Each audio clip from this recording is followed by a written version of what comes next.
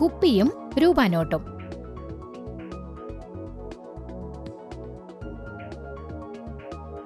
നമുക്ക് ആവശ്യമുള്ള വസ്തുക്കൾ: ഒരു 100 രൂപ നോട്ട്, വെള്ളം നിറച്ച 500 മില്ലിയുടെ കുപ്പി.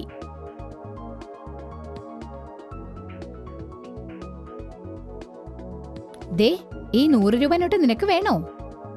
അത്ര എളുപ്പം ഞാനിത് നിനക്ക് തരില്ല. നീ വേണമെങ്കിൽ ജയിച്ചിട്ട് വാങ്ങിച്ചോ.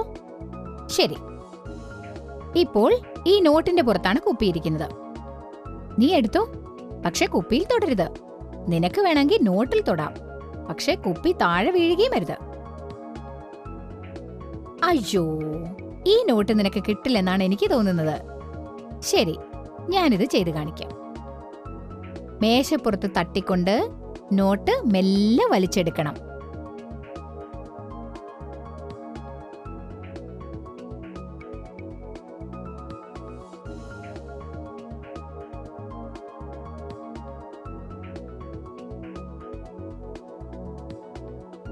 നീ നന്നായി ചെയ്തല്ലോ.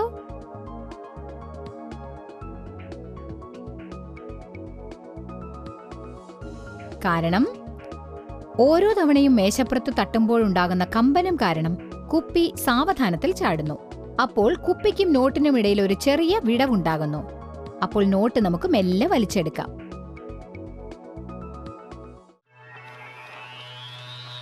വിസ്മയിപ്പിക്കുന്ന വസ്തുതകൾ: ഒരു ചീവീടിന്റെ കാൽമുട്ടിന് താഴെയായിട്ടാണ് അതിന്റെ ചെവികൾ ഉള്ളത്.